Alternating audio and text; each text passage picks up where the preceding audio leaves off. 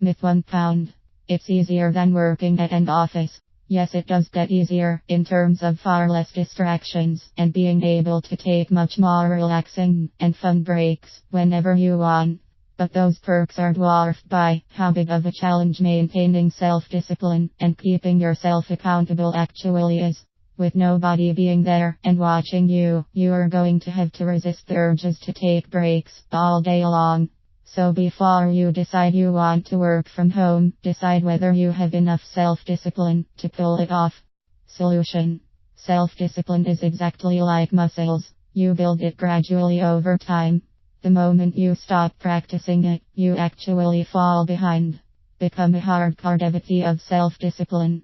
This is powerful, and once you do manage to improve this critical life skill, it'll immediately translate into all the other aspects of your life. Myth 2 pounds. It's better for your work-life balance.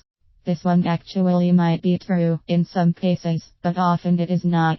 Especially if you want to become a freelancer or you want to start your own business. When you work a 9 to 5 in an office, your job usually stays at the office. When you leave at 5, you can relax now that your work is over.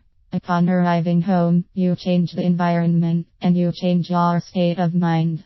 But when your home is your workplace, this distinction is no longer there. Your mind starts associating particular areas and items at your home with work. What this can often lead to is your life and work mixing together. Since now you are at your home office, most of the time, you have that ability to shift your work past 5 p.m. or whatever the finishing time you've intended. It's very easy to end up having your work pile up at the end of the day. Because you've taken that extra long lunch break or went to the gym in the middle of the day. Solution. Learn where and when to draw the line between life and work. The ability to draw the line between work and play will allow you to be more effective at work and enjoy your time off more thoroughly. Myth 3 pounds. There are too many distractions at home, so it's difficult to work efficiently. While offices are often notorious for distractions like phone calls, people interrupting you in every possible way, unnecessary meetings and others, working from home comes with its own set of other distractions. Think kids, pets, family members, and household chores piling up. There's almost always an errand to run, some stuff to fix around the house, or a garage to reorganize. It's very easy to ignore your job when your house is messy. I'll get back to work right after I make the kitchen perfectly organized. Solution. This goes back to myth 1 pound and working on your self-discipline.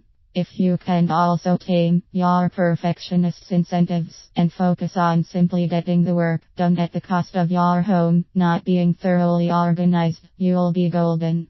Myth 4 pounds. You can do whatever you want, whenever you want. Depending on your type of job, your schedule will become more flexible. To some extent, you will still most likely be required to work certain hours. This way your boss and your colleagues know when they can contact you. You'll most likely have to interact with some customers too. Unless they're in a different time zone, you'll want to contact them during the usual daily business hours. So while yes, you'll be able to pop out for that doctor's appointment or a visit to the bank, you'll still be tied by the boundaries of a 9 to 5 job world. Unless your services are intercontinental or exceptionally non-time sensitive, then you'll certainly have more freedom. Solution. Don't let your midday periods off work affect your responsibilities. Become a proactive and avid scheduler and plan in advance to make up for any time off work during business hours. Myth 5 pounds. You'll miss out on networking.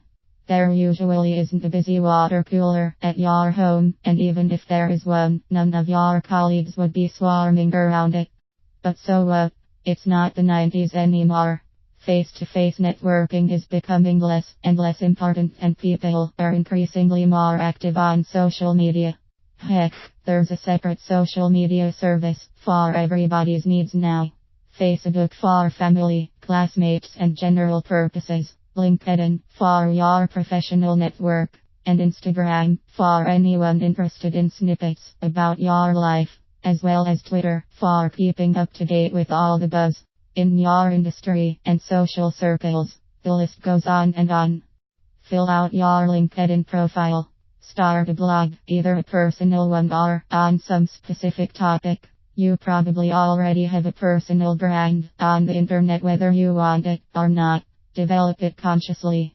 Follow people you like, get introduced to friends of friends. You'll be surprised how small the world nowadays is. As to face-to-face networking, join local events related to your field and hobbies.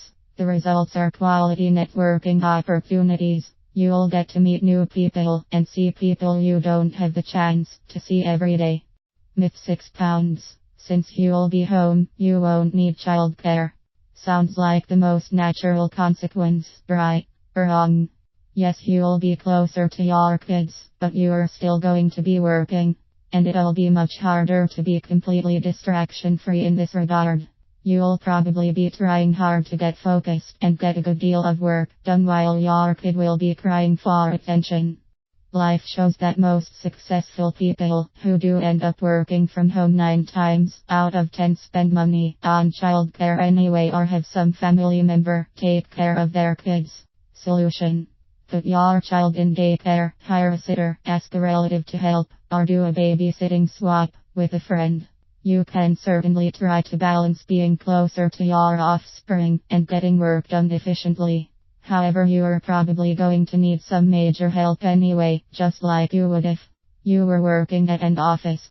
Summary: working from home certainly isn't for everyone, but most people could certainly do better while working from home by realizing some common pitfalls and learning how to overcome them.